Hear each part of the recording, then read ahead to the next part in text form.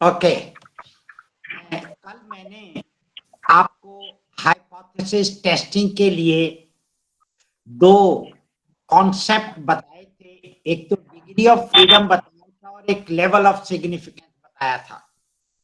तो आपको अगर इन दो से रिलेटेड कोई सवाल पूछना है तो पूछ लीजिए।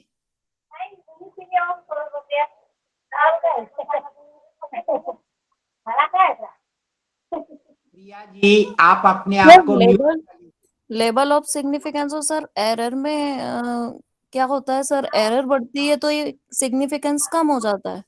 बिल्कुल ठीक है, अच्छा बिल्कुल सर। सही, और सर लेवल बढ़ेगा तो एरर कम हो जाएगी। बिल्कुल ठीक है, यस सर। ओके सही सर। बात, आपने सही समझा संध्या, वेरी गुड।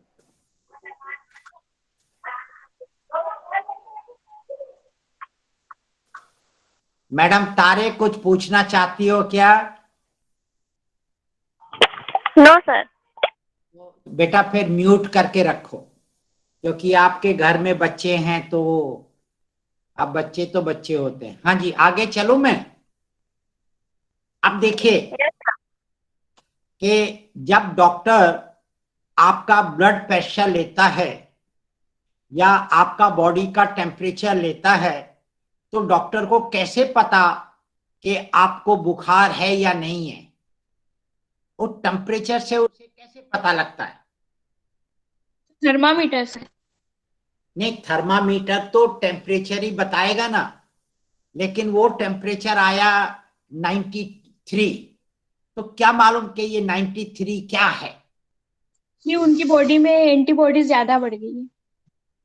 एंटीबॉडी ज्यादा बनती है, अच्छा अच्छा अच्छा। लेकिन ये क्या पता कि उसको फीवर है या नहीं है? ये कैसे पता उसे? सर ये टेम्परेचर पे डिपेंड करता है कि बॉडी का टेम्परेचर एक लेवल होता है उसका, बॉडी टेम्परेचर का। उससे अगर ज्यादा होता है दैट मीन्स कि फीवर है। बिल्कुल ठीक, वो लेवल क्या है? 10 रुपए। देखिए, वो आपका नॉर्म्स है कि अगर आपका नॉर्मल बॉडी टेम्परेचर कितना होता है?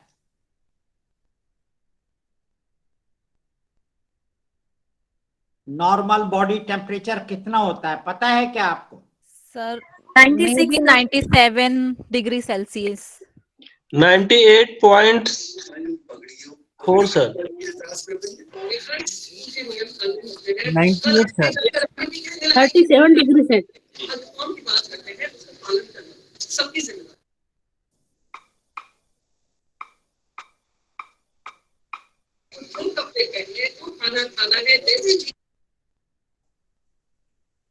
देखिए, नॉर्मल बॉडी टेम्परेचर जो होता है वो 98.8 होता है,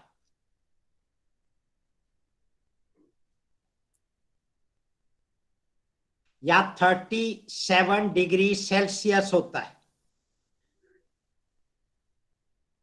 अगर मान लीजिए आपका बॉडी टेम्परेचर जो नॉर्मल है उससे ज्यादा है, तभी तो पता लगेगा ना। अगर ये नॉर्मल नहीं होता तो आप क्या बता सकते थे कि किसी को टेम्परेचर है, बुखार है या नहीं है? नो सर, नहीं बता सकते। अगर मान लीजिए जो नॉर्मल व्यक्ति का जो ब्लड प्रेशर रहता है वो, उसकी एक रेंज रहती है, अगर वो रेंज ना हो तो क्या डॉक्टर बता पाएगा कि उस आदमी को हाई ब्लड प्रेशर की बीमारी है या लो ब्लड प्रेशर की बीमारी है या नहीं? No sir. सर तो नहीं बता पाएगा। तो इसीलिए जो भी आप स्टैटिस्टिकल टेक्निक लगाओगे और उससे जो वैल्यू आएगी, तो आपको ये पता होना चाहिए क्या ये वैल्यू सार्थक है या नहीं है। तो उसके लिए हमारे पास में स्टैंडर्ड वैल्यूज होती हैं। हम अपनी कैलकुलेटेड वैल्यू को स्टैंडर्ड वैल्यू से कंपेयर करेंगे और ये पता लगाने की कोशिश करेंगे कि जो कैलकुलेटेड वैल्यू है उसमें जो त्रुटि है वो 5% है या 5% से ज्यादा है। या 5% से कम है। तो हमेशा सांख्यिकी जो विद्वान है उन्होंने वो टेबल बनाई हुई है। तो एक टेबल लीजिए, मैं आपको दिखाता हूं।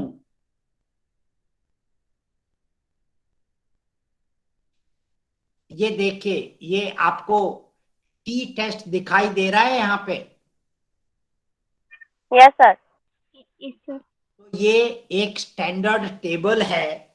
अगर आप अपने डेटा की एनालिसिस टी टेस्ट के द्वारा करते हो और जो टी का मान आएगा, तो आपको कैसे पता लगेगा कि वो मान सार्थक है या सार्थक नहीं है? तो देखिए, अभी इसको भूल जाइए, ये 2 टेल और 1 टेल को भूल जाइए आप।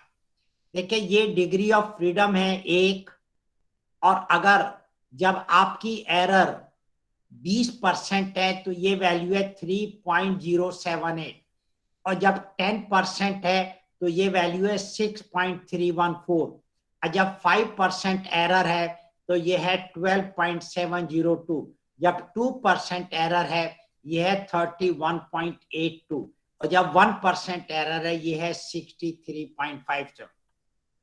तो जैसे ही एरर घटती है तो ये टेबल वैल्यू बढ़ क्यों रही है?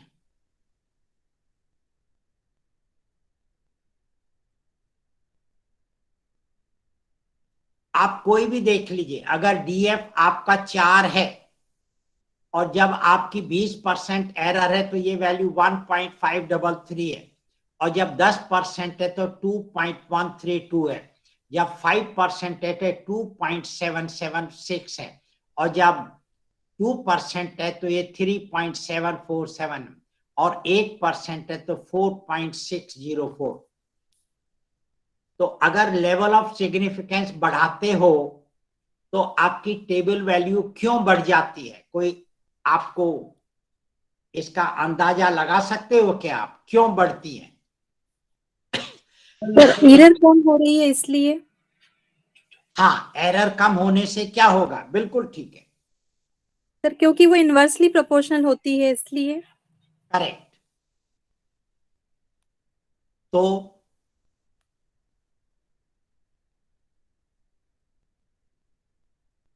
इनवर्सली प्रोपोर्शनल है, तो मैं ये नहीं कह रहा हूं कि लेवल ऑफ सिग्निफिकेंस क्यों बढ़ता है, मैं ये कह रहा हूं ये वैल्यू, टेबल वैल्यू इंक्रीज क्यों होती है? सर वो लेवल ऑफ सिग्निफिकेंस ही बता रही है ना। नहीं, वो लेवल ऑफ सिग्निफिकेंस तो ये बता रही है, सॉरी, ये लेवल ऑफ सिग्निफिकेंस है, लेकिन ये table value level of significance को थोड़ी बता रही है, तो टेबल वैल्यूज हैं। तो जब लेवल ऑफ सिग्निफिकेंस आपका इंक्रीज होता है तो वैल्यूज इंक्रीज क्यों होती हैं? क्या कारण है?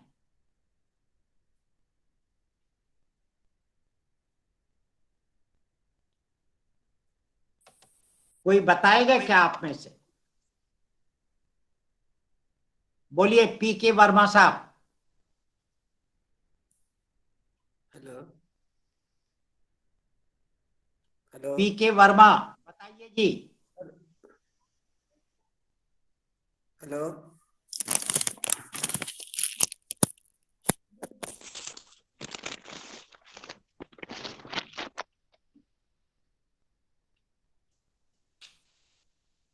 कोई और बताएगा क्या? सॉरी सर आप ही बता दीजिए। नहीं, मैं तो खैर बता ही दूंगा, जब मैंने सवाल पूछा है तो मैं तो आपसे शायद हो सकता आप बता दो। देखिए, जब आप अगर त्रुटि आपकी कम होगी तो आप जो रियल वैल्यू है उसके करीब जाओगे या उससे दूर हटोगे? सर उसके करीब जाएंगे।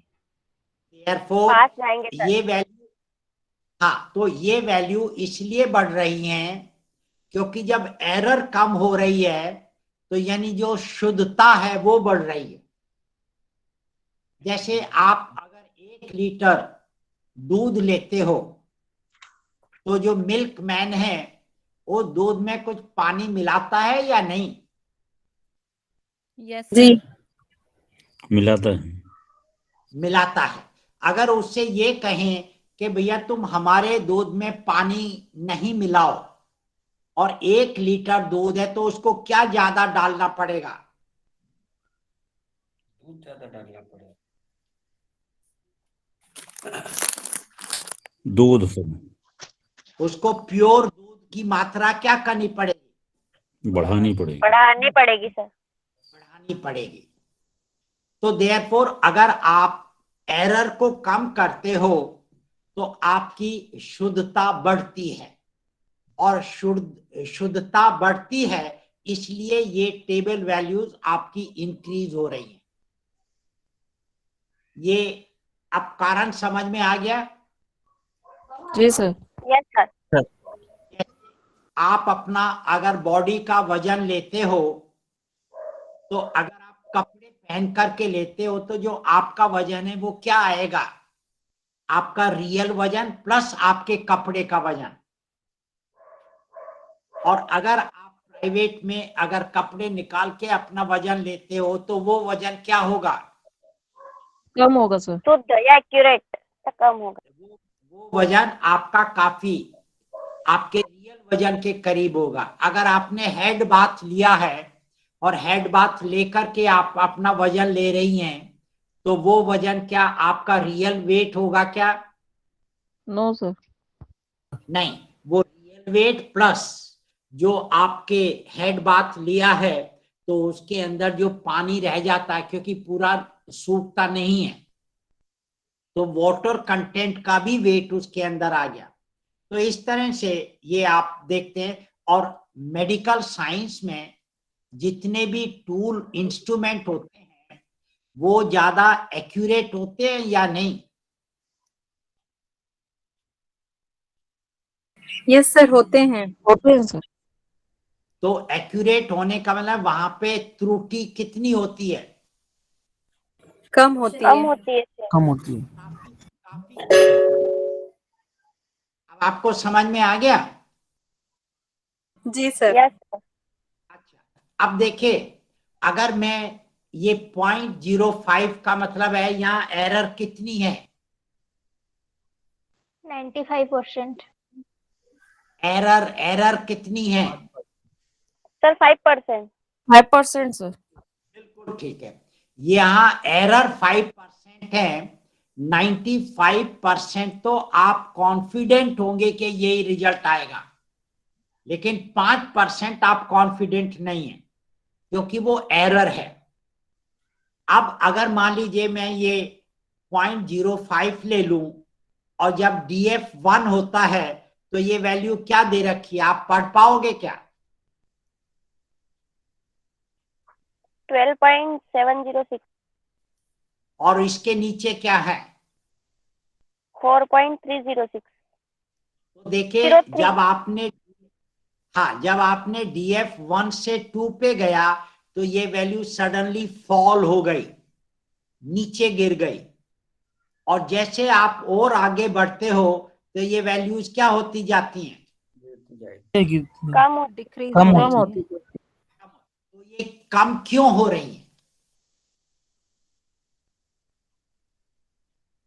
इसके बारे में सोचिए आप, और मैं आपको आगे ले चलता हूं कुछ और बात बताने के लिए, ताकि मैं फिर आपको बता दूं।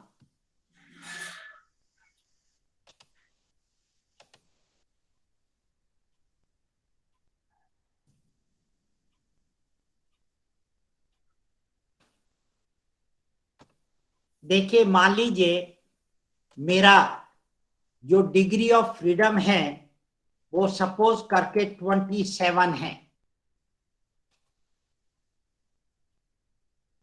ये कैसे निकालते, मैंने आपको बता दिया था ना, टी के केस में कैसे निकालोगे, क्या फॉर्मूला बताया था मैंने? Sir total alternative minus restrictions. नहीं, ये तो कॉन्सेप्ट था। बट टी टेस्ट अगर आपको लगाना है, दो ग्रुप के मीन को कंपेयर करना है, तो डिग्री ऑफ फ्रीडम कैसे निकालोगे?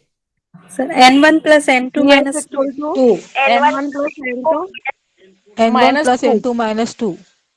बिल्कुल ठीक है। तो यहां पे वो डीएफ निकाल लिया वैसे। अब मैं क्या करूंगा, मेरी जो कैलकुलेटेड वैल्यू है, मान लीजिए डीएफ 27 है और कैलकुलेटेड वैल्यू 1.78 है। तो देखिए ये मेरा डीएफ है 27 और 0.05 पे इतनी वैल्यू दे रखी है और 0.01 पे ये वैल्यू दे रखी है। तो अब बताओ क्या ये वैल्यू सार्थक है या नहीं है? इसके अंदर एरर 5% है या 5% से ज्यादा है?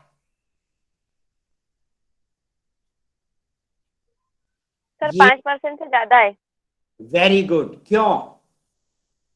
सर, क्योंकि 5% जब वैल्यू जब एरर रहती है तो लेवल ऑफ सिग्निफिकेंस 0.05 होता है, यहाँ पर 1.78 है इसलिए।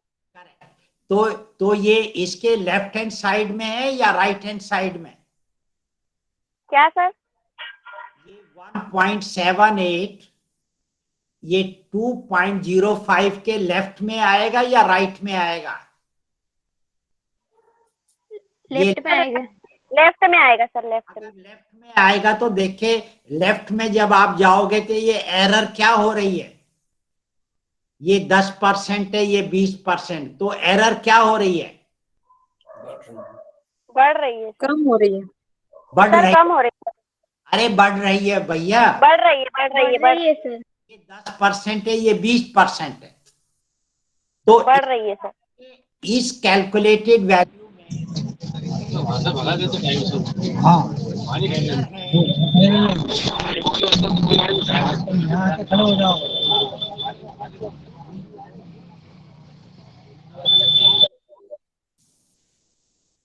विनोद जी आप म्यूट कर लीजिए बेटा, विश्वाल म्यूट कर लीजिए, आर के वर्मा म्यूट कर लीजिए।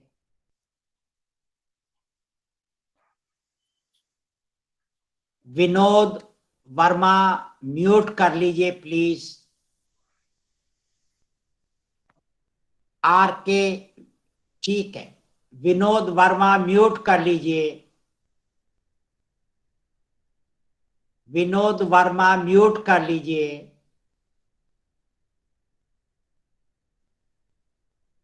Organisers please take care of the Vinod Verma. Organiser आप दो जगह हैं क्या Vinod Verma?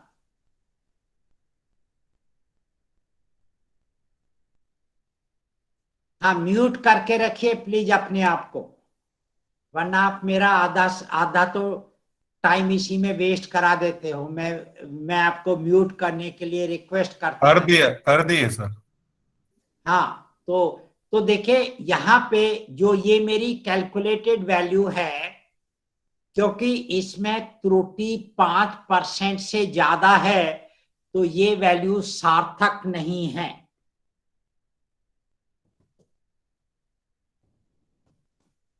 It is not significant.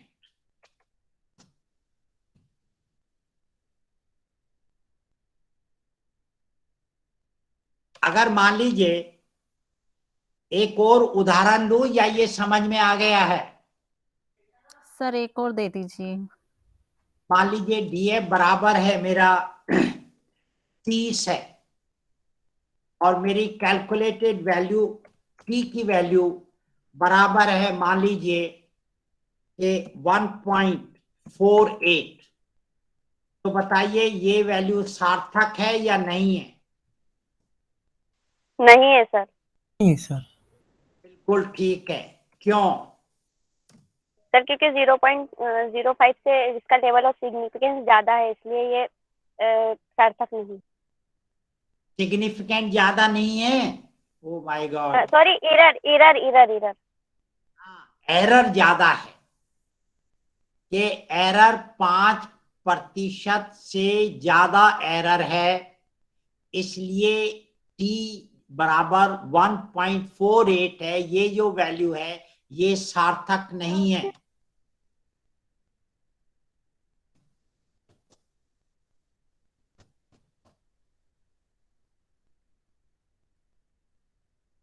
एक उदाहरण और दूं या समझ में आ गया है? आ गया सर। आ गए सर जी। चलिए, अब मैं इसका आपको नियम बता दूं या रहने दूं? बता दीजिए सर। चलिए मैं नियम बता रहा हूं। रूल 1, मैं अंग्रेजी में लिखूं या पहले हिंदी में बता दूं? हिंदी में बता दो। मैं बता दीजिए। चलिए मैं इंग्लिश में लिखता हूं, फिर हिंदी में बता देता हूं। For the given DF, if the calculated value is less than the table value given under 0.05 level, then the calculated value is not significant.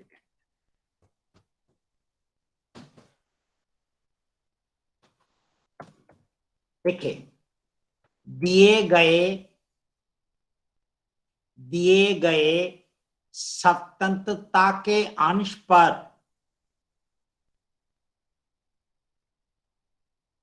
अगर गणित मान, यानी कैलकुलेटेड वैल्यू को हिंदी में गणित मान कहते हैं ना, अगर गणित मान सारणी में 0.05 स्तर पर दिए गए मान से कम है तो गणित मान सार्थक नहीं है। अब आप इसको आप पढ़ लीजिए और देखिए कि आपको समझ में आ रहा है या नहीं आ रहा है।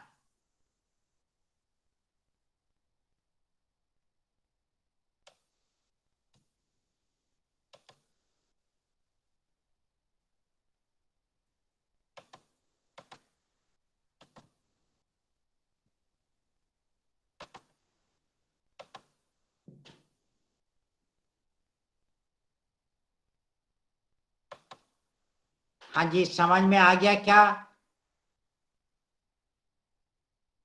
Yes sir.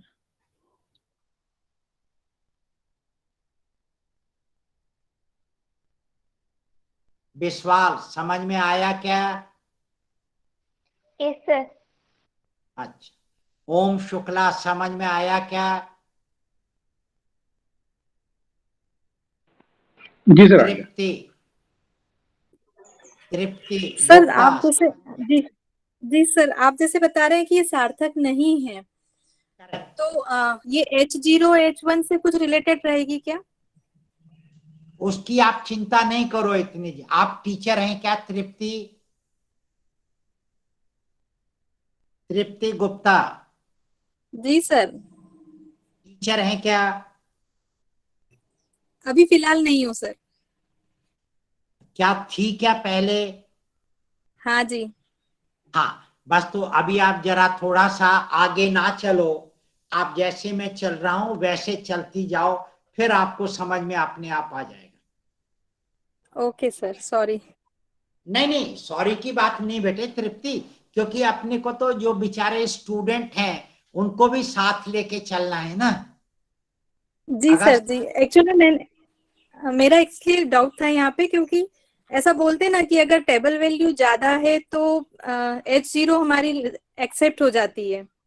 अभी मैं समझा दूंगा आपको, आप बिल्कुल निश्चिंत ना रहे, मैं सब बताऊंगा। जी। ओके, और ना बताऊं तो मैं क्वेश्चन आप पूछ लीजिए। लीजिएगा। आप अपनी डायरी में अपना क्वेश्चन नोट कर लो। जी सर। 99% मैं ये बता दूंगा, अगर ना बताऊं तो आप पूछ लीजिएगा। चलिए जी, अपन आगे चलते हैं। अगर मान लीजिए मेरे पास में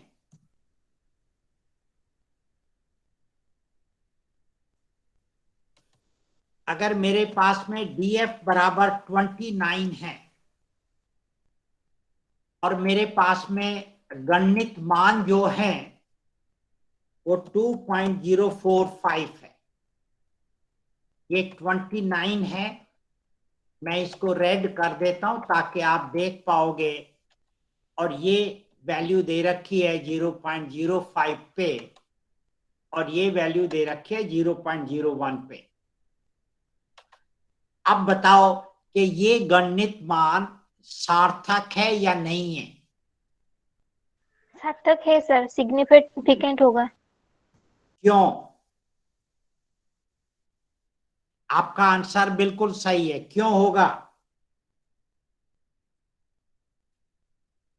क्योंकि सर इक्वल है। हम हमारा क्यों जो कैलकुलेटेड सर, हमारा जो कैलकुलेटेड वैल्यू है वो टेबल वैल्यू के साथ इक्वल है, इसीलिए। बिल्कुल ठीक है। और टेबल वैल्यू जब इतनी है तो एरर कितनी है? 5%। 5%। Therefore, तो इस कैलकुलेटेड वैल्यू में एरर कितनी हो गई? 5%। 5%। So therefore it is significant. At what level? 0.05 level। It is significant at 0.05 level. चलिए, अगर मान लीजिए मेरा DF बराबर है 60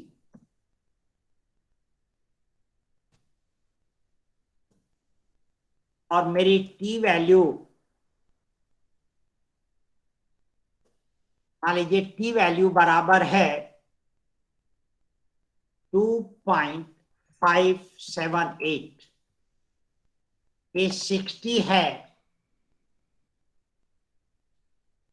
और ये 0.05 पे वैल्यू दे रखी है और ये 0.01 पे वैल्यू दे रखी है। तो बताइए ये वैल्यू सार्थक है या नहीं? अगर है तो कितने लेवल पे सार्थक है? सर नहीं है सार्थक। Sir it is significant. Sir ये सिग्निफिकेंट है। At what level? 0.02। 0.05 और एक 0.01। 0.01 लेवल। अब आप बताइए 0.01 पे वैल्यू क्या दे रखी है? सर 0.02 पे है। ये मैं कह रहा हूं जो 0.01 पे वैल्यू क्या दे रखी है? 2.660। और ये वैल्यू इस वैल्यू से कम है या ज्यादा है? कम है। कम है। कम है। तो ये किस तरह, लेफ्ट हैंड साइड है या राइट हैंड साइड है? Sir left hand. Left hand side. तो ये 0.01 पे सिग्निफिकेंट नहीं है। ये कितने पे सिग्निफिकेंट है? 0.05 पे। बिल्कुल ठीक है। 0.02। नहीं, 0.02 नहीं भैया, 0.0, क्योंकि हम केवल दो ही सिग्निफिकेंट वैल्यू लेते हैं, 0.01 एंड 0.05। तो ये भी 0.05 पे ही सार्थक है। अब आप में से कोई नियम बताएगा क्या कि आपकी वैल्यू 0.05 पे कब सार्थक होगी? क्या नियम होना चाहिए?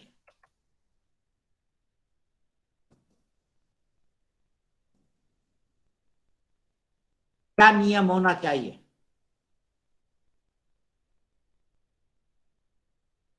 सर जब इक्वल हो टेबल वैल्यू और कैलकुलेट वैल्यू। फिर दोबारा से बोलो। सर जब टेबल वैल्यू और कैलकुलेट वैल्यू इक्वल हो तब सिग्निफिकेंट होगा। नहीं, ये तो आपने जो टेबल वैल्यू कौन से लेवल पे, ये तो आपने कुछ बताया नहीं, कौन सी डिग्री ऑफ फ्रीडम पे। तो ये तो जो आपने बताया बिल्कुल ठीक नहीं है ना बेटा, ये तो गुप्ता ये ठीक नहीं है बेटा, फिर दोबारा से सोचो। हाँ बोलिए विवेक पांडे, आप कुछ बोलना चाहते हैं? जी सर। बोलिए। सर यहाँ पर ये 0.05 लेवल पर अगर इक्वल है तो भी, और 0.01 लेवल से कम है तो भी, मतलब इन दोनों के बीच में, और प्लस इक्वल टू 0.05। हाँ तो इसको पूरा अच्छी तरह से बोल के बताइए। अगर आपको नियम बताना है तो क्या नियम बताओगे? मैंने जो आपको पहला नियम बताया है उसको जरा ध्यान में रख करके आप अपना नियम सोचो और बताओ कि क्या होगा। हाँ बोलिए संध्या शुक्ला। सर दिए गए स्वतंत्रता के अंश पर अगर गणित मान सारणी में 0.05 स्तर पर दिए गए मान से बराबर है तो गणित मान सार्थक है। अच्छा अच्छा, फिर सर मैं कोशिश करता हूँ। हाँ बोलिए विवेक। For the given DF, if the calculate value is greater than the table value under 0.05 level, but the less than the table value of under 0.01 level, then calculate value is significant at 0.05 level. और अगर वो 0.05 के बराबर है तो? हाँ, greater than and equal to. हाँ तो आपको अपने जो बताया है नियम उसमें चेंज थोड़ा सा करना है। लीजिए मैं बताता हूँ आप। हाँ बोलिए Bhagyashree. Bhagyashree ji sir. Sir for the given DF if the calculated value is equals to or greater than the table value given under 0.05 level of significance then the calculated value is significant. नहीं, तो आपने सिग्निफिकेंट लेवल नहीं बताया है, और 0.01 पे जो value दे रखी है उससे वो कम होनी चाहिए। लीजिए मैं आपको बताता हूं, मैं आपको नियम बता रहा हूं। For the given DF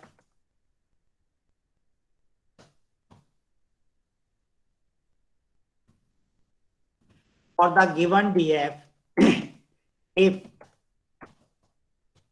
if the calculated value is either equal to or greater than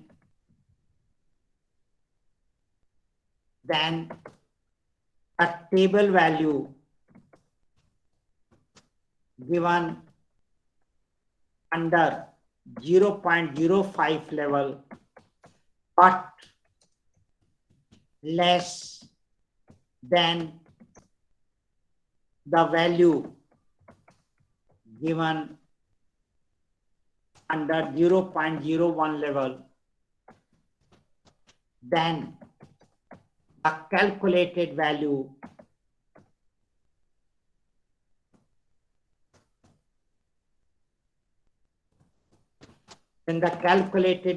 is significant at 0.05 level. अब आप हिंदी में लिख लीजिए, मैं आपको बताता हूं। दिए गए स्वतंत्रता के अंश पर अगर गणित मान सारणी 0.05 स्तर पर दिए गए मान के या तो बराबर है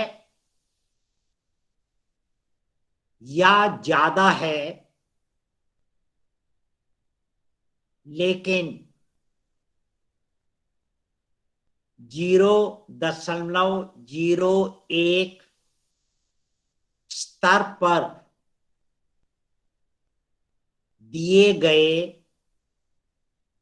मान से कम है तो गणित मान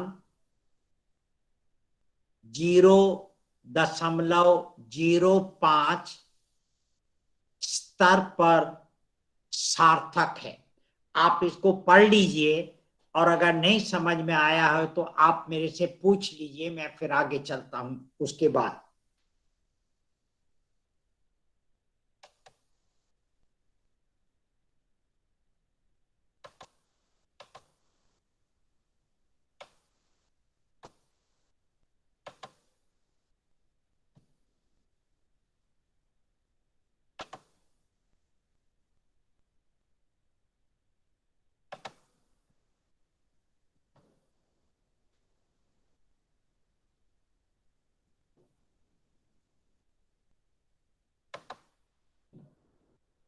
ये आ गया क्या समझ में? Yes sir. Yes sir. याद हो जाएगा या? Yes sir. हो गया सर। सर आ गया समझ में। अच्छा चलिए अब मैं आगे चलता हूं। Vishwal, I hope you also have understood. जी सर। प्रिया, तारे, शायद आपको भी समझ में आ गया होगा। यस सर, आ गया समझ में। चलिए अब मैं आगे बताता हूं।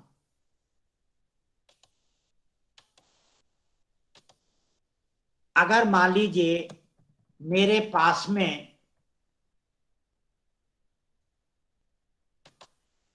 ये डीएफ बराबर है 28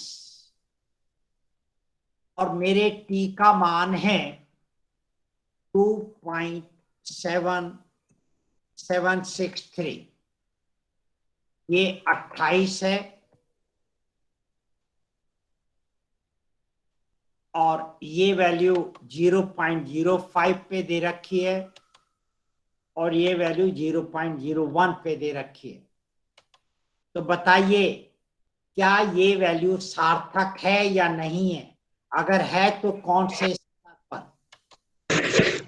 सर ये सार्थक है 0.01 लेवल पर। सर बोथ लेवल पर सार्थक है। 0.05 लेवल पर सिग्निफिकेंट। ओके, और सर 0.01 लेवल पर सार्थक है।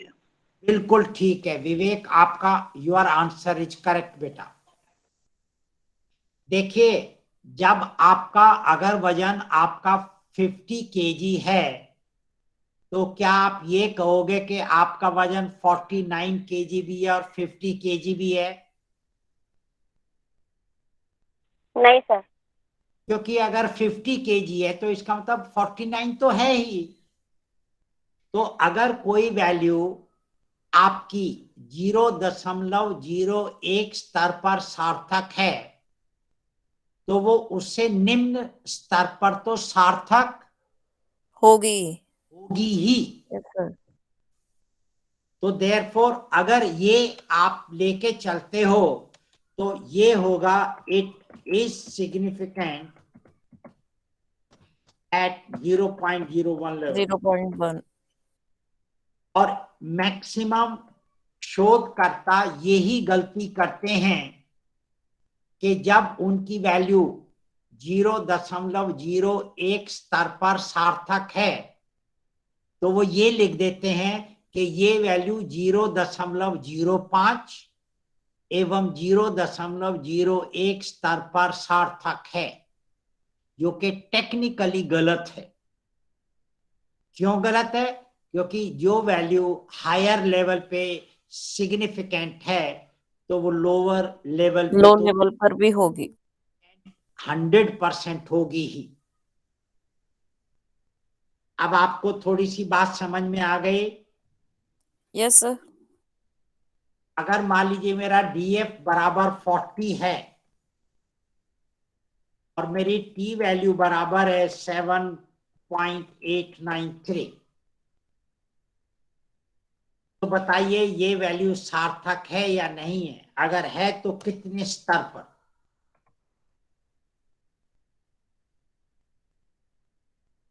नहीं है सर 0.01 लेवल पे सिग्निफिकेंट है। ये आपका 40 है और ये 0.05 पे दे रखा है और ये 0.01 पे दे रखा है। जी सर, 0.01 पर सिग्निफिकेंट। Very good. तो ये भी 0.01 स्तर पर सार्थक है। क्यों? क्योंकि ये वैल्यू जो 0.01 के नीचे वैल्यू दे रखी है उससे ज्यादा है। तो जब ज्यादा होगी तब भी वो 0.01 पर ही सार्थक होगा। तो इसका मतलब है ये भी सिग्निफिकेंट आपका 0.01 लेवल पे है। तो कोई नियम बताएगा कि आप में से क्या नियम हो सकता है? जी सर। हाँ बताइए। For the given DF, correct. if the calculate value is equal to or greater than the table value under 0.01 level, then the calculate value is significant at 0.01. Vivek, excellent. I hope Thank you, you sir. R A Vivek, आप teacher है ना? नहीं sir. Student है क्या? जी sir, student.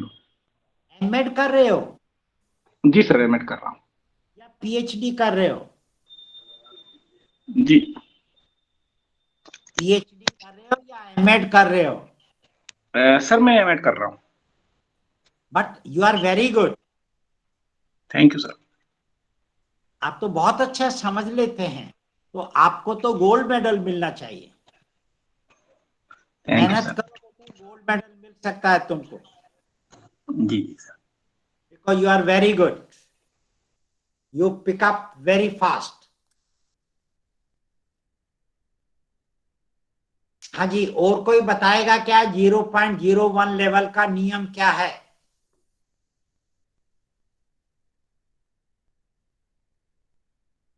संध्या, आप बताओगे? Sir Pandey ji ने जो बोला वही है ना सर? नहीं बेटे, आप अपना बताओ, अपने शब्दों में बताओ। Sir for the given degree of freedom the given table value is equal to or greater than the value at 0.0 significant level, so it is significant at 0.01. नहीं भैया, आप जो है टेबल वैल्यू को देख रहे हो या अपनी कैलकुलेटेड वैल्यू को देख रहे हो कि वो सार्थक है या नहीं है? When calculated value is equal to or greater than the table value, therefore it is significant at 0.01 level. फिर दोबारा बोलो मोदी, फिर दोबारा बोलो, आप बेटर है आपका। The calculated value if equal to or greater than the table value, therefore it is significant at 0.01 level. Modi, आप बहुत जल्दी ना करो बेटा, पूरा बोलो। Okay. Sir, for the given degree of freedom, if हाँ। the calculated value is equal to or greater than the table value at 0.01 level, so it is significant at 0.01 level of Is significance. नहीं, then the calculated value is significant. हाँ sir, sorry थोड़ा सा बोल रहे हैं। The चलिए, calculated value. कोई और ट्राई करेगा क्या? Any other participant like to try?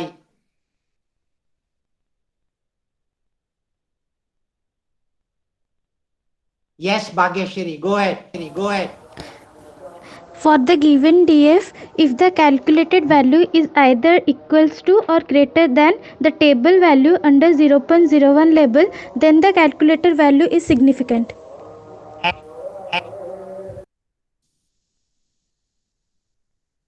Bhagyashri at Sir, 0.01 level. you did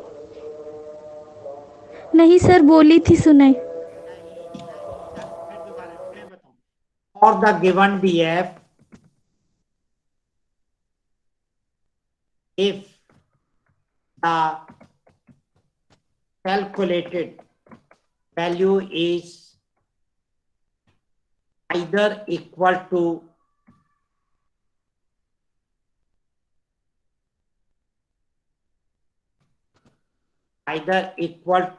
or greater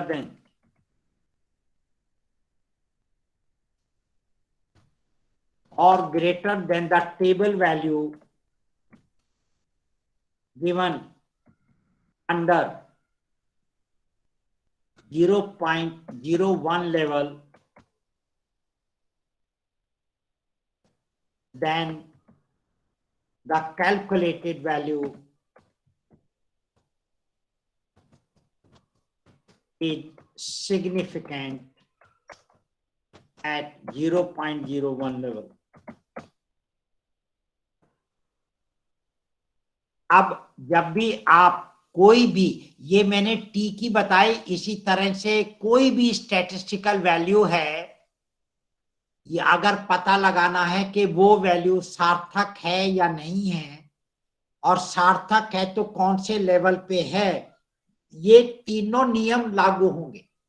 तो आपको अगर ये तीनों नियम पता चल गए हैं तो आप किसी भी स्टैटिस्टिकल वैल्यू को देख के और स्टैंडर्ड वैल्यू से कंपेयर करके आप बता सकते हो कि ये वैल्यू सार्थक है या नहीं है। अब बात समझ में आई थोड़ी थोड़ी? जी सर। चलिए अब मैं आगे चलता हूं। अब मैं आपके लिए मैं एक टाइटल लेता हूं और उससे रिलेटेड मैं एक ऑब्जेक्टिव लेता हूं और उससे रिलेटेड मैं हाइपोथेसिस बनाता हूं और उससे रिलेटेड मैं कुछ डेटा लेता हूं और उसको मैं एनालाइज करता हूं टी टेस्ट से, और फिर अपन उसको हाइपोथेसिस को टेस्ट करके देखते हैं कि कैसे टेस्ट होगा। तो मान लीजिए मेरा एक टाइटल है, मैं अगर ये कहूं अ study of anxiety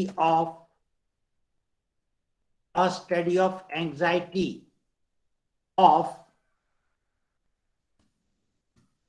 teachers of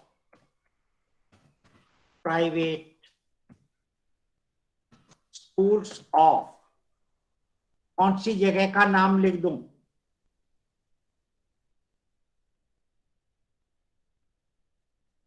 कौन सी जगह का नाम लिखूं बताओ? ओके, सर इंदौर लिख खरगोन सर। चलो इंदौर लिख दियो, खंडवा लिख दो, इंदौर। अब इसका मैं ऑब्जेक्टिव लिख रहा हूं। ऑब्जेक्टिव है to compare mean scores of anxiety of male and female students, my teachers, sorry.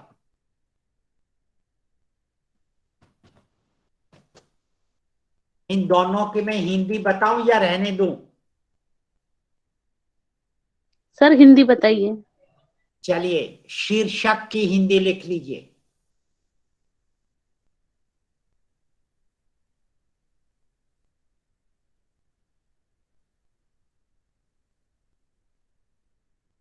Private को निजी कहेंगे ना?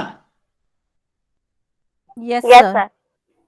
चलो लिखिए, निजी विद्यालयों में ना इंदौर के या इंदौर में स्थित निजी विद्यालयों के अध्यापकों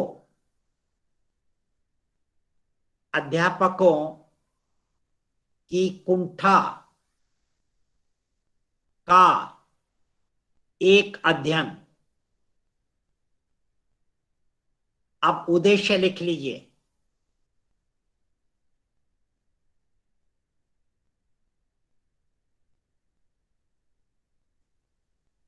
मेल और फीमेल को क्या कहोगे? Sir gender. जेंडर। महिला ये पुरुष। gender, महिला अध्यापक और, तथा अध्यापकों सर। हाँ ये बात ठीक है, लिखो अध्यापक एवं अध्यापिकाओं के कुंठा के मध्यमानों में तुलना करना। इसकी भाषा में आप सुधार कर लेना। अब आप मुझे इसका हाइपोथेसिस बताओ, क्या लिखोगे? There is no significant differences in mean scores of anxiety of male and female teachers. Excellent, very good. किसने बताया? मैंने सर। हाँ Vishal, you are very good. Thank you sir. आप आरआई में क्या करोगी? आप तो टॉप कर लोगी।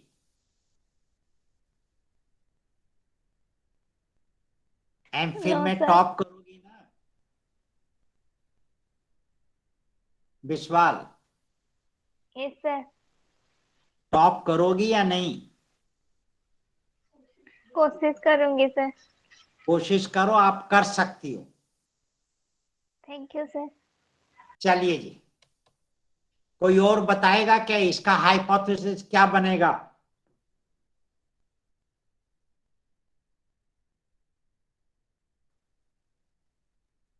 संध्या, तारे, हाँ बोलिए। इंदौर के प्राइवेट स्कूल के अध्यापक एवं अध्यापिकाओं के कुंठा के मध्यमानों में कोई सार्थक संबंध नहीं है। ओ माय गॉड, उद्देश्य क्या है? ऑब्जेक्टिव क्या लिखा हुआ है?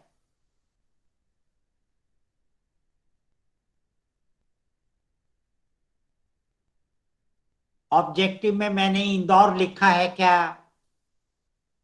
सॉरी सर, अध्यापक एवं अध्यापिकाओं के कुंठा के मध्यमानों के में कोई सार्थक संबंध नहीं है।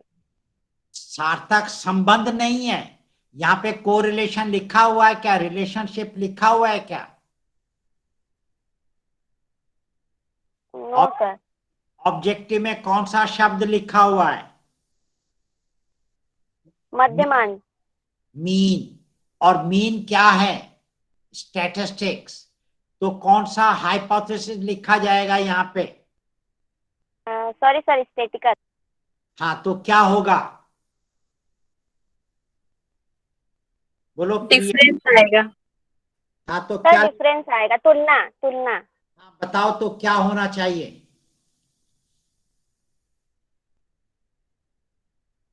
जल्दी बोलो प्रिया।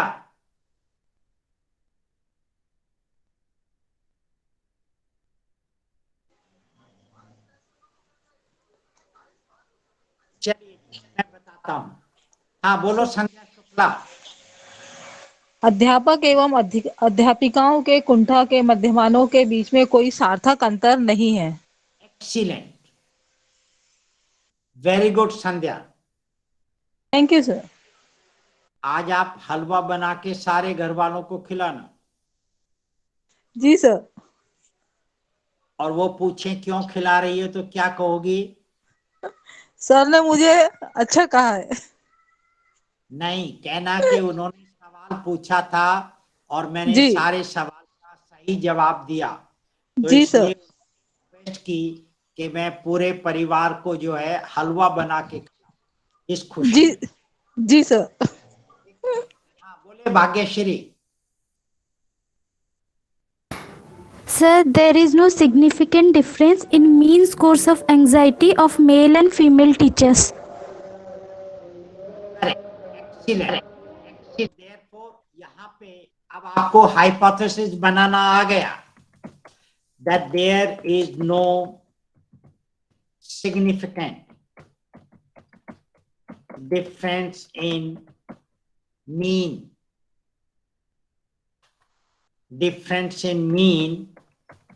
scores of anxiety of male and female teachers. मैं हिंदी में बता रहा हूं, लिख लीजिए। मैं बताऊं या आप लिख लोगे?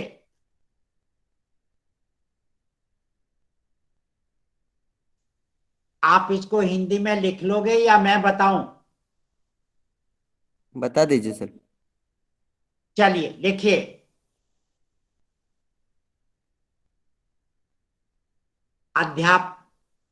अध्यापक एवं अध्यापिका के कुंठा के मध्यमानों में कोई सार्थक अंतर नहीं है। ये वर्तमान काल में लिखा जाएगा, भविष्य काल में नहीं लिखा जाएगा। तो ये आपको समझ में आ गया इतना? चलिए। Yes sir. अब अगर मैंने इस हाइपोथेसिस की टेस्टिंग करनी है तो मेरे पास में कौन कौन सी जानकारी होनी चाहिए? कितने वेरिएबल है इस हाइपोथेसिस में या ऑब्जेक्टिव में? इस ऑब्जेक्टिव में कितने वेरिएबल हैं? सर 2 वेरिएबल है, एंजाइटी और जेंडर। 2 वेरिएबल है सर, एक एंजाइटी और एक जेंडर। तो आपको कितने वेरिएबल के डेटा आपके पास होना चाहिए? 2। हाँ बोलिए। कौन कौन से वेरिएबल के डेटा आपके पास हो ताकि आप इस हाइपोथेसिस की टेस्टिंग कर सकें? जेंडर का डेटा होना चाहिए हमारे पास। एक जेंडर का डेटा होना चाहिए और एक एंजाइटी का डेटा होना चाहिए। तो चलिए मैं आपको एक सॉफ्टवेयर है, आपने तो शायद नाम नहीं सुना होगा, वैसे मैं उसका यूज करके आपको बताता हूं। और वैसे भी अगर आपको हाथ से करना हो, हाथ से भी हो सकता है, कोई चिंता की बात नहीं है। लेकिन मैं आपको, क्योंकि टाइम में बचाने के लिए, एक सॉफ्टवेयर है, आपने वो सॉफ्टवेयर कभी देखी है क्या? सर नाम सुना है, SPSS करके, जिससे हम हाइपोथेसिस की टेस्टिंग करते हैं। 100% आपने सही सुन लिया। आप तो काफी सुनती रहती हैं। Very nice. तो ये देखिए, यहाँ पे मैंने ये लिखा और मैं आपको वो SPSS पे ले जा रहा हूं।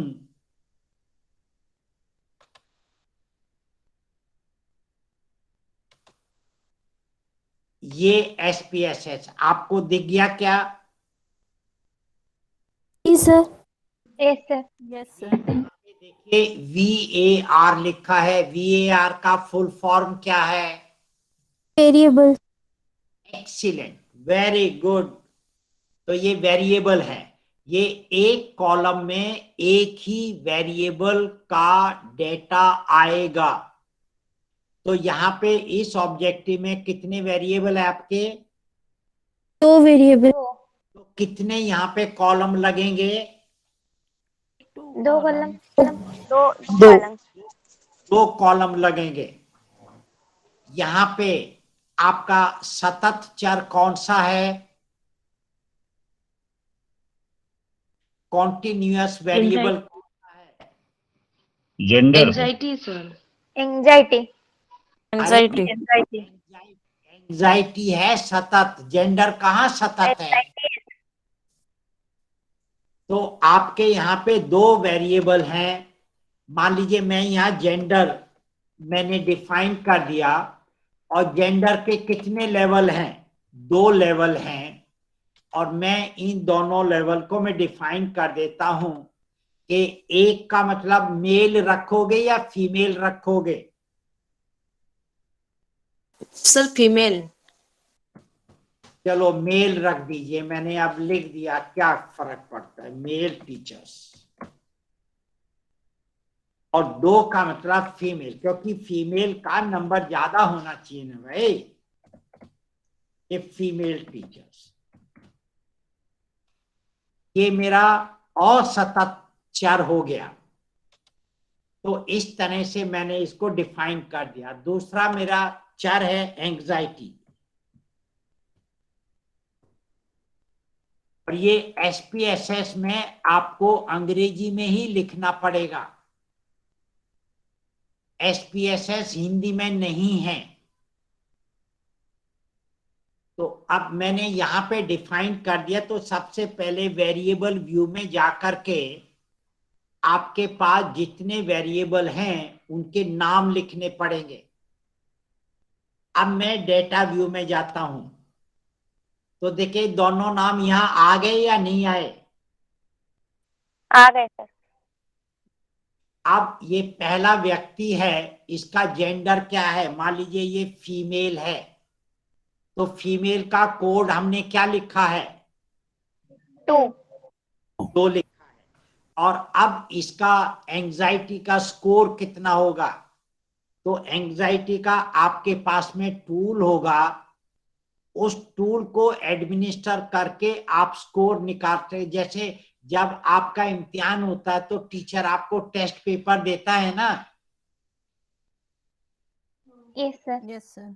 तो वो जो टेस्ट पेपर वो टूल है, रिसर्च में हम उसको टूल कहते हैं। अगर मान लीजिए मेरे पास में मैक्सिमम स्कोर 30 है एंजाइटी के, और यहाँ पे जेंडर के मान लीजिए स्कोर 18 आए। अब ये दूसरा व्यक्ति क्या है? ये भी फीमेल है, और इसका जो स्कोर मान लीजिए 20 आया। नेक्स्ट क्या है? ये मेल है, इसका स्कोर मान लीजिए 24 आ गया। नेक्स्ट क्या है? ये फीमेल है, मान लीजिए इसका स्क्वायर 20 आ गया। तो आप इस तरह से इनके स्कोर डालते चले जाएंगे। या सबसे पहले आप जेंडर की इंफॉर्मेशन भर दीजिए अपने डेटा को देख करके, और उसके साथ साथ में ये मैंने लिख दिया है कि जेंडर की इंफॉर्मेशन। अब ये मैं इनका डेटा दे रहा हूं कि ये 5वां वाला मेरे पास में मेल है, तो इसका मान लीजिए 21 है। 2 फीमेल है, इसका मान लीजिए 18 है, 19 है, और फिर ये 23 है, ये 22 है, ये 23 है, ये मान लीजिए 20 है, ये मान लीजिए 18 है, ये मान लीजिए 24 है, ये मान लीजिए 21 है, ये मान लीजिए 22 है, ये मान लीजिए 18 है, ये मान लीजिए 20 है, ये 18, ये 19, ये मान लीजिए 24 है, ये 23 है, और ये 22। तो मैंने ये ऐसा डेटा एंटर कर दिया, क्योंकि मैक्सिमम मेरा 30 है, तो मैंने सारे 30 से कम है, कम होने चाहिए। अब मैं यहाँ पे जब भी 2 ग्रुप होते हैं तो कौन सी सांख्यिकीय विधि लगती है उसके मीन को कंपेयर करने के लिए? T test. T test. अब देखिए यहाँ पे कहीं पे कंपेयर मीन लिखा है क्या? Yes sir, third option. Yes sir, third option. Third option. तो मैं थर्ड ऑप्शन पे जाऊंगा। अब आगे यहाँ पे कुछ टी टेस्ट लिखा हुआ है क्या? मैंने टी टेस्ट के कौन कौन से नाम बताए थे?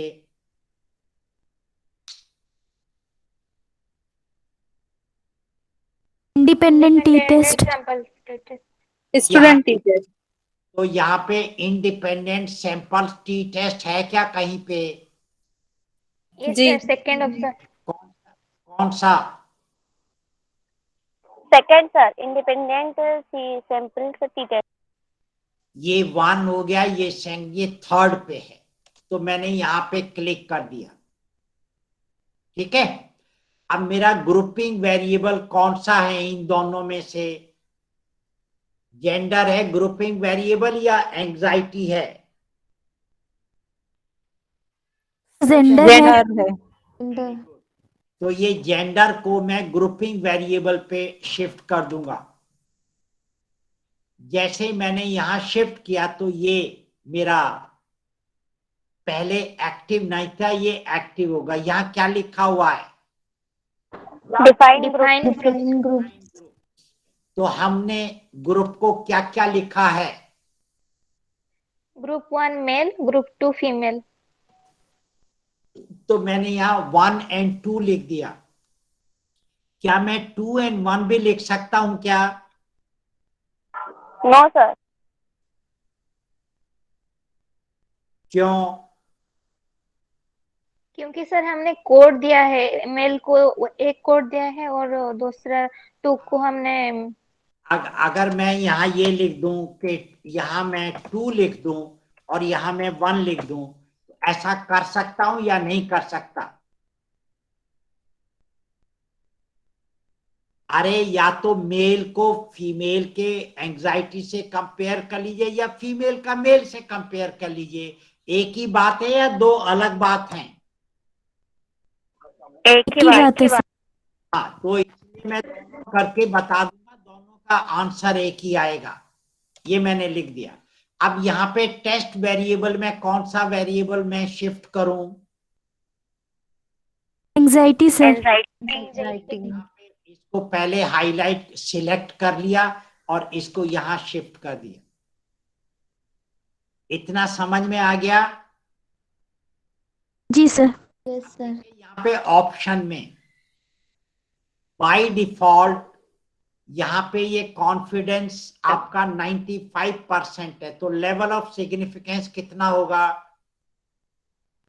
5% सर। 0.05%। 0.05। तो आपका बिकॉज लोवेस्ट लेवल 0.05 होता है, तो ये आपका 95% कॉन्फिडेंस इंटरवल। आप इसको 99 करना चाहें तो कर सकते हैं, 99.9 करना चाहें तो कर सकते हैं, कोई चिंता की बात नहीं। लेकिन मैक्सिमम अलाउड एरर कितनी है? 5% सर। 5%। 5%। देयरफॉर ये कॉन्फिडेंस आपका 95% पे ही होगा। ये कर दीजिए और ये आपका यहाँ पे देखिए रिजल्ट आ गया।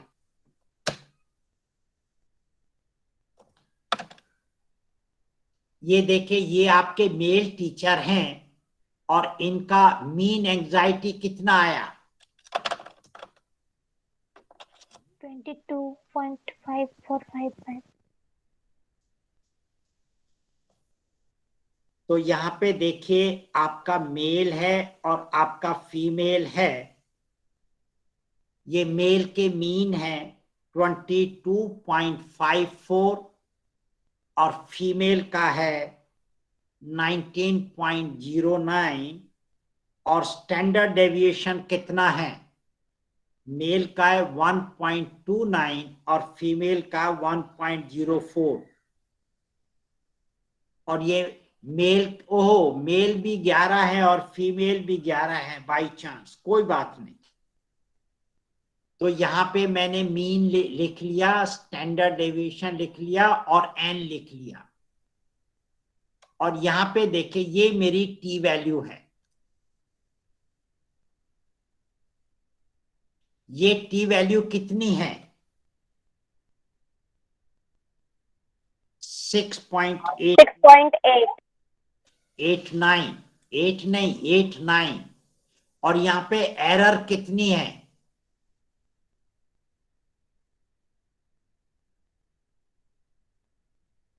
कितनी एरर है? 0%।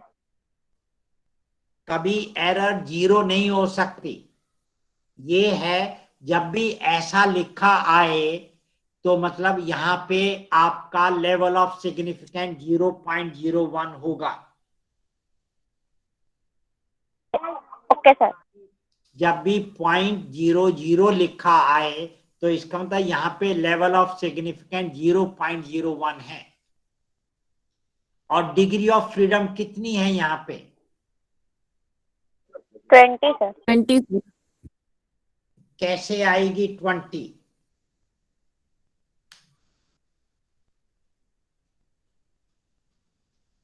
क्या फार्मूला बताया था मैंने? N1 plus N2 minus 2. 11 plus 11 minus 2. 20. तो ये बात समझ में आ गई? Yes Yes, sir. sir. मैंने आपको T के एजम्पशंस बताई थी। सेकंड एजम्पशंस क्या थी?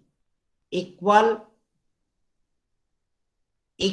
Value assumed. TNC. मुझे नेगेटिव। तो यानी जितनी डिफरेंसेस एक ग्रुप में है उतने ही डिफरेंसेस दूसरे ग्रुप में हैं। और नीचे वाला क्या है? इक्वल वेरिएंसेस नॉट एज्यूम्ड, यानी एक ग्रुप में जितने डिफरेंसेस है दूसरे ग्रुप में अलग है, डिफरेंस बराबर नहीं है। तो यहाँ पे देखिए एफ वैल्यू देखिए, ये है 11th test for equality of variances. तो ये है, ये यहाँ पे कितनी एरर है? इसको आप 100 से मल्टीप्लाई करेंगे तो कितनी एरर आ जाएगी? 0.468 को 100 से मल्टीप्लाई करो तो कितना आया? ये 4.68। ये 46.8%। 6.8 आएगा सर। और एरर कितनी होनी चाहिए आपकी? सर 5%। 5% से क्या है? सर ज्यादा है सर। तो ये ज्यादा है, तो ये एफ वैल्यू सार्थक नहीं है। सार्थक नहीं है। और ये वैल्यू सार्थक नहीं होने का मतलब है कि इन दोनों में से ये ऊपर वाली कंडीशन सेटिस्फाई हो गई। और ऊपर वाली कंडीशन सेटिस्फाई होगी तो मेरे को ऊपर वाली टी वैल्यू लेना है और ऊपर वाला मेरे को डीएफ लेना है और ऊपर वाला मेरे को लेवल ऑफ सिग्निफिकेंस लेना है। और अगर एफ वैल्यू सिग्निफिकेंट होती तो मैं कौन सी वैल्यू लेता?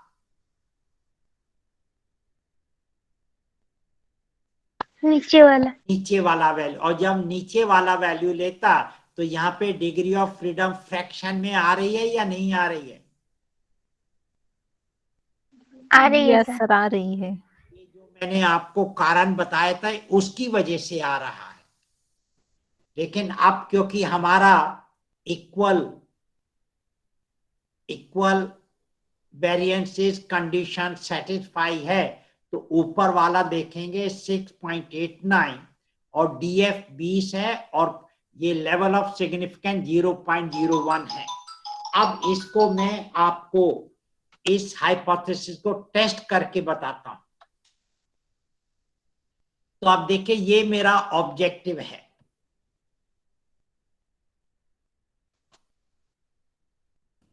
इस ऑब्जेक्टिव को अब मैं यहां पे एक हेडिंग लिखूंगा। तो हेडिंग यहां पे लिखा जाएगा जेंडर वाइज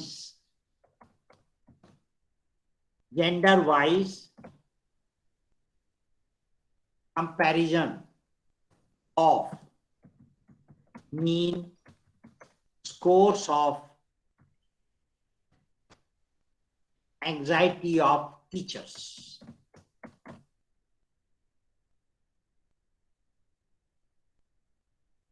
लिखिए, मैं पहले इंग्लिश में बता देता हूं और फिर आपको हिंदी में बता दूंगा। तो ये जो मैंने हेडिंग लिखा है, कैप्शन हेडिंग, ये मेरे ऑब्जेक्टिव से निकल करके आया है। और मैं यहां लिखूंगा द फर्स्ट ऑब्जेक्टिव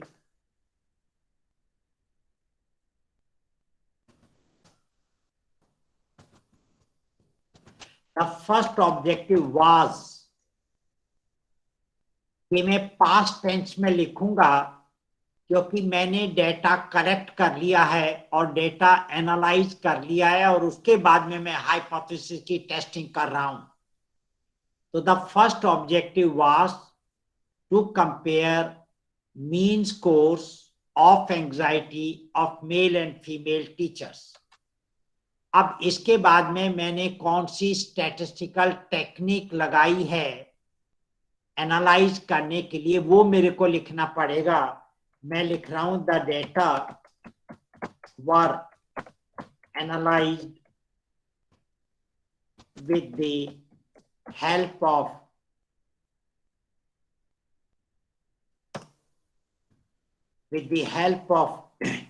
टी-टेस्ट. या तो आप टी-टेस्ट लिख लीजिए या आप इंडिपेंडेंट सैंपल्स टी-टेस्ट लिख लीजिए, कोई बात नहीं है. एंड द रिजल्ट्स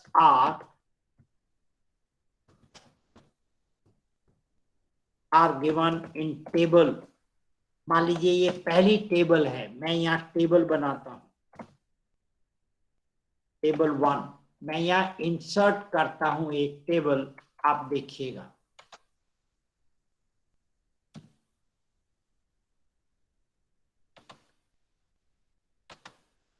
तो यहाँ पे मेरा जेंडर है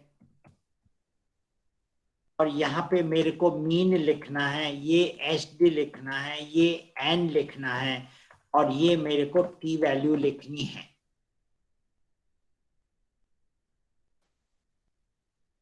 लीजिए इसको मैं नेक्स्ट पेज पे लिख देता हूं.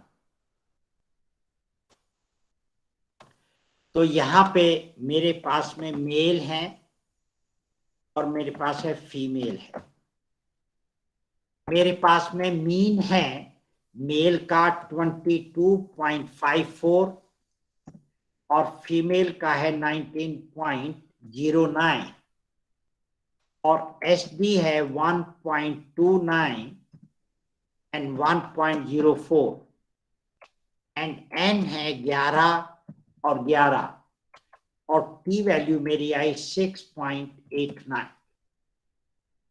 अब ये टी वैल्यू मेरी सिग्निफिकेंट है. अगर ये टी वैल्यू सिग्निफिकेंट है तो मैं इस टी वैल्यू को, क्योंकि ये सिग्निफिकेंट है तो मैं इसको दो तरीके से लिख सकता हूं. एक तो मैं यहां लिख सकता हूं क्योंकि ये 0.01 स्तर पर सार्थक है तो मैं यहाँ डबल स्टार लगा दूं और नीचे डबल स्टार लगा दूं और लिख दूं सिग्निफिकेंट एट 0.01 लेवल.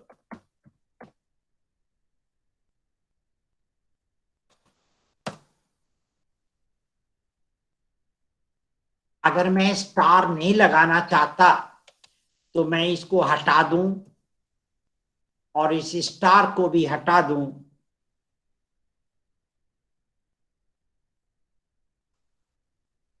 और मैं यहां पे लिखूं रिमार्क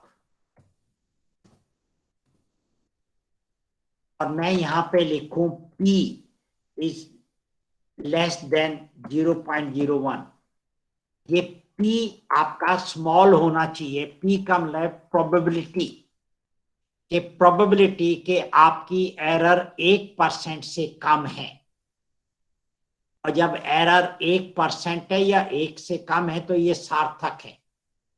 तो इस तरह से मैं टेबल के अंदर वैल्यूज लिख लूंगा और यहाँ पे मेरे को इसका हेडिंग लिखना है. तो मैं लिखूंगा gender wise mean SD N and T values of anxiety of teachers. ये मेरे को आ गया. अब मैं यहाँ पे इसकी इंटरप्रिटेशन करनी है और मेरे को हाइपोथेसिस की टेस्टिंग करनी है. तो मैं देखिए यहाँ लिखता हूं from Table 1, it can be seen from table 1, it can be seen that the t value is 6.89. यहाँ पे कैलकुलेटेड मत लिखना, क्योंकि हम यहाँ पे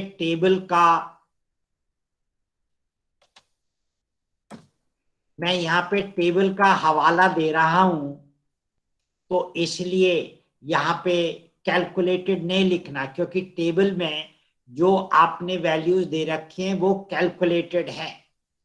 तो is this which is significant at 0.01 level with EF equal to 20।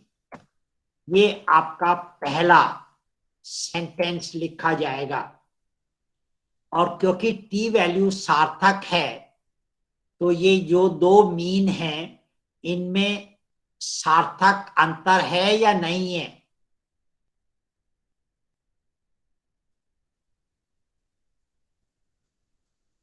इन दो मीन में सार्थक अंतर है या नहीं है? है सर। है। So it indicates that there is a significant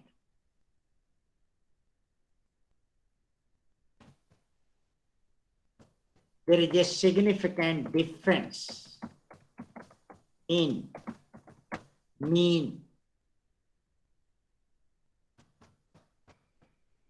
scores of anxiety of male and female teachers।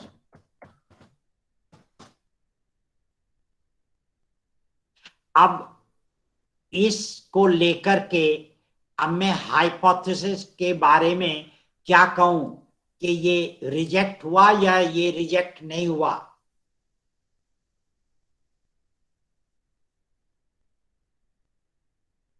Reject हुआ सर। बिल्कुल ठीक है। द नल हाइपोथेसिस मेरा क्या था? That there is no significant difference in mean scores of anxiety of male and female teachers is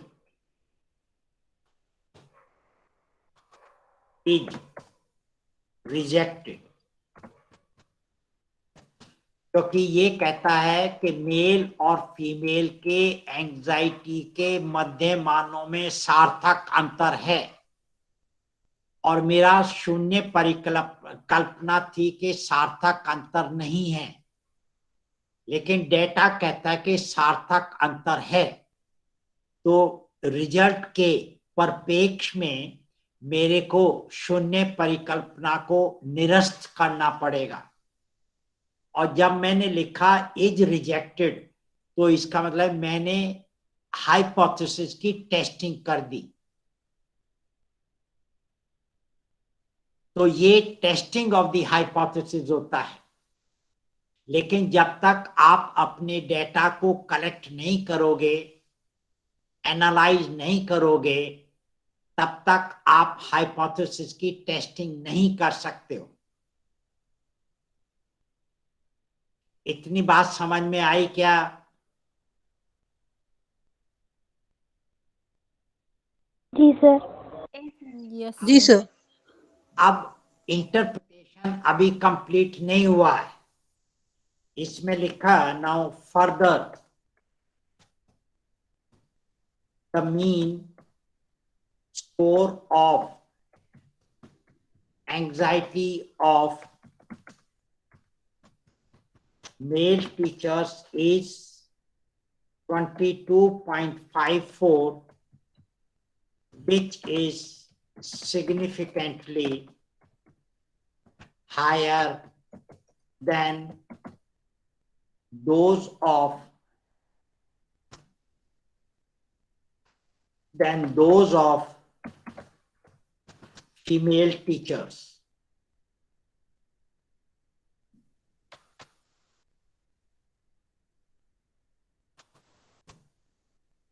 Than those of female teachers whose mean score of anxiety is 19.09. It may be said that male teachers were found to have significantly higher anxiety as compared to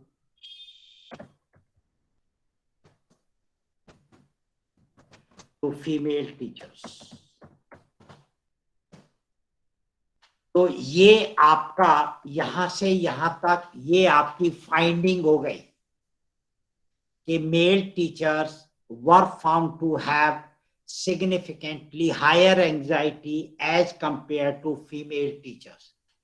तो मैंने आपको hypothesis की testing करनी बता दी और आप अपना निष्कर्ष क्या निकालेंगे तो मैंने आपको निष्कर्ष निकालना भी बता दिया. Please I am in A webinar, एक कॉलिडेटर. तो ये मैंने आपको बता दिया है. अब आपको कुछ समझ में आया थोड़ा सा या नहीं आया?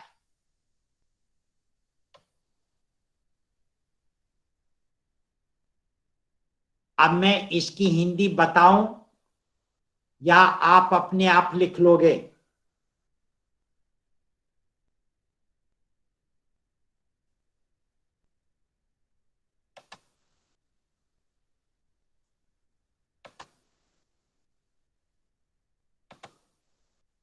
मैं आपको इसकी हिंदी बताऊं या अपने आप लिख लोगे? बोलो संध्या, संध्या शुक्ला बोलिए. सर प्लीज बता दीजिए आखिरी वाली. चलिए लिखिए तो फिर आप हिंदी में लिखिए. जी सर. आप कुछ कुछ मेरी मदद करती जाओगी ना शुक्ला? चलिए मैं आपको लिखाता हूं.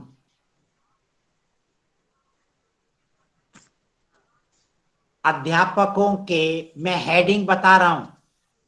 जी सर. अध्यापकों की कुंठा, अध्यापकों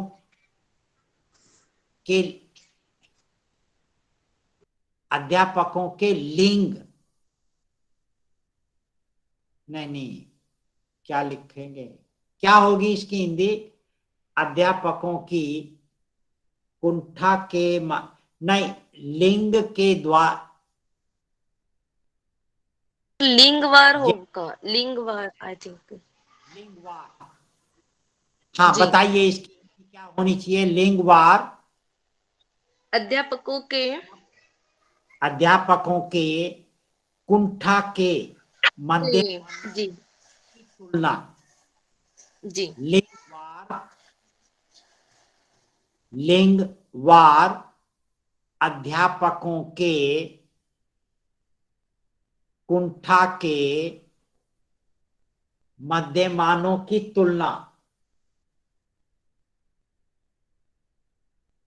अब आप लिखे प्रथम उद्देश्य.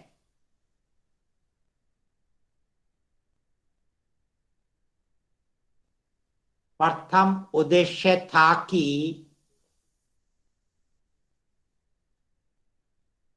अध्यापक एवं अध्यापिकाओं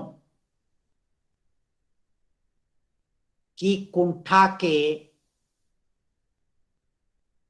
मध्यमानों की तुलना करना.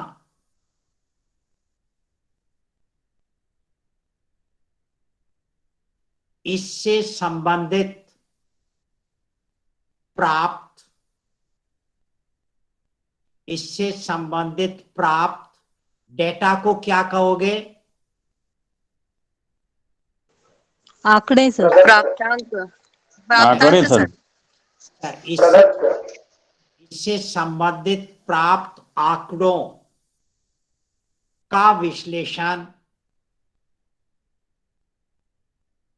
टी टेस्ट के द्वारा किया गया,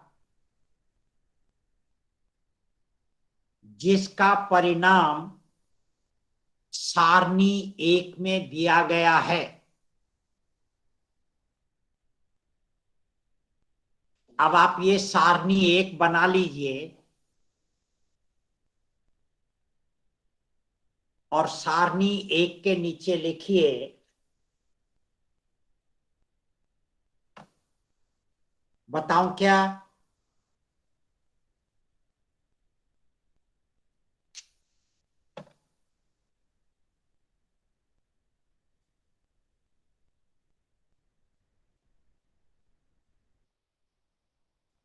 ये जो सारणी 1 का जो हेडिंग है वो तो आप हिंदी में लिख लोगे ना? जी सर। Yes sir. अब ये सारणी बना ली क्या?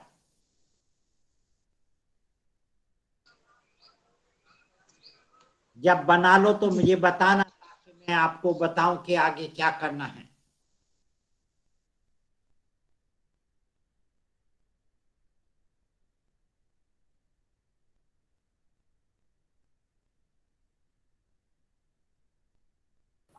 Yes sir, done. चलिए, सारणी 1 से विदित है कि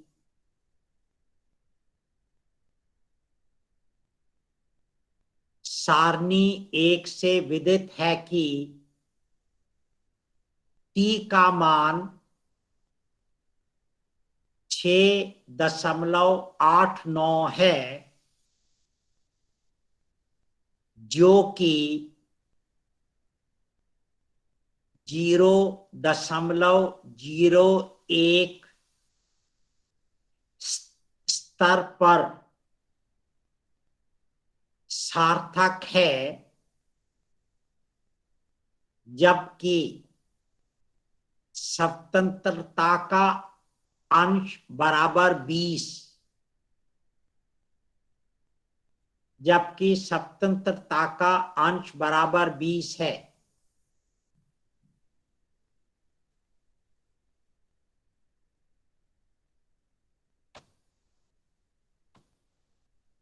इससे विदित होता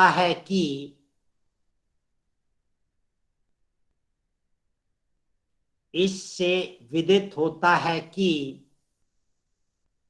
अध्यापक एवं अध्यापिकाओं के कुंठा के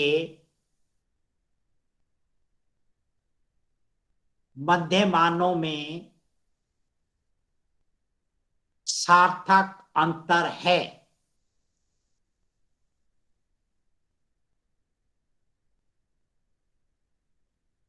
पूर्वरा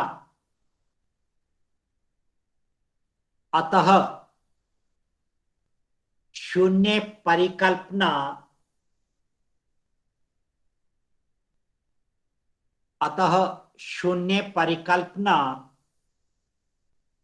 कि अध्यापक और अध्यापिकाओं के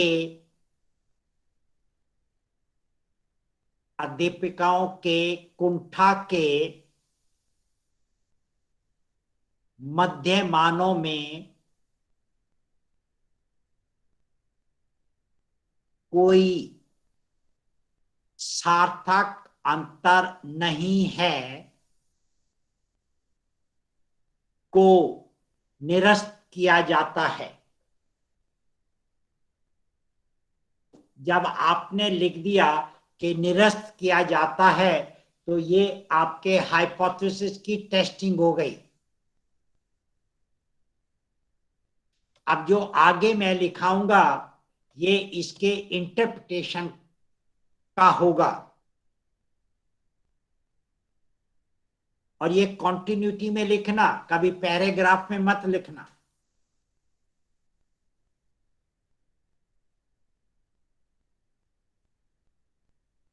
बोलूं क्या? जी सर। Yes sir.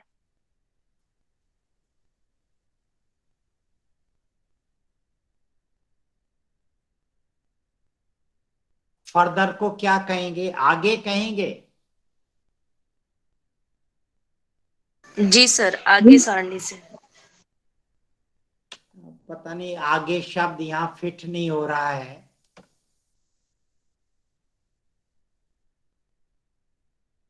अब मेरे ख्याल में वही लिखना पड़ेगा उपरोक्त सारणी से। कि सारणी 1 से विदित है कि अध्यापकों के कुंठा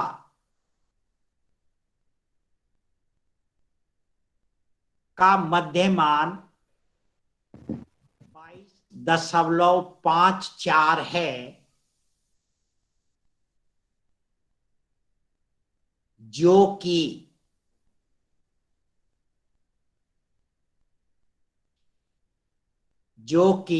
अध्यापिकाओं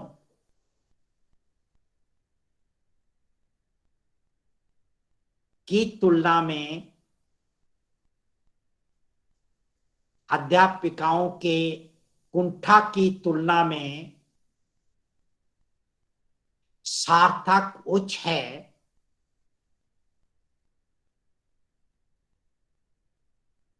जबकि अध्यापिकाओं की कुंठा का मध्यमान 19.09 है।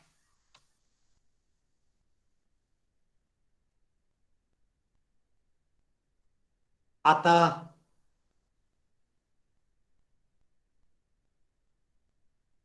अध्यापकों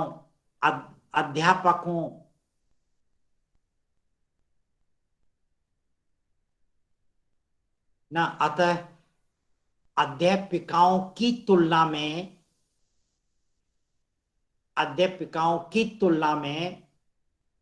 अध्यापकों के में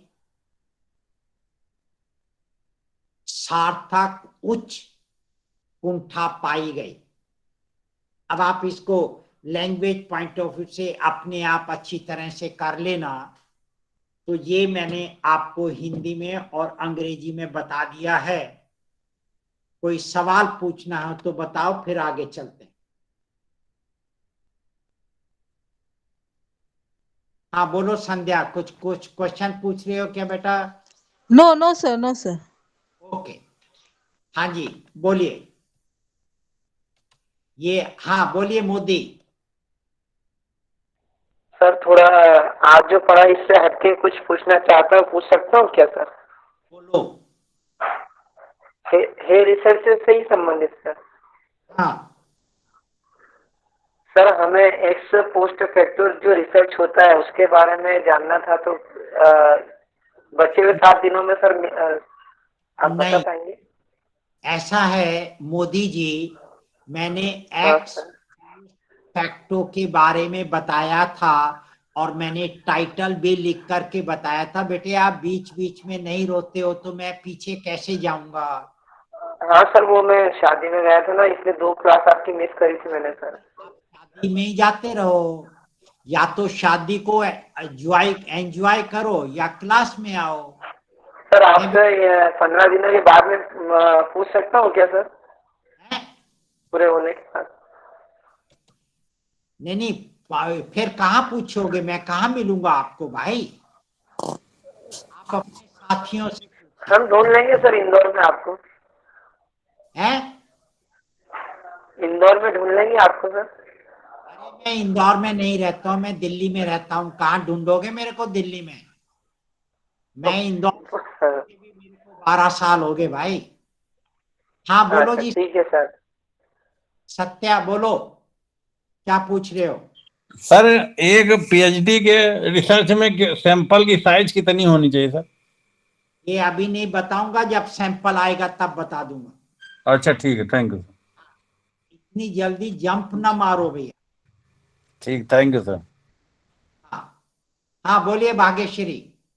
सर कोरिलेशनल स्टडी में हाइपोथेसिस टेस्टिंग वो कैसे होती है, थोड़ा बता दीजिए। मैं कल बता दूंगा, कोई चिंता नहीं है। ठीक है सर। जो बताया है उसमें से कोई सवाल आपको पूछना हो तो पूछिए, वरना मैं आगे चलता हूं, मैं बंद करता हूं इसको। ठीक है, चलो तो कल मिलते हैं फिर। Thank you sir. Thank you sir. Thank you sir.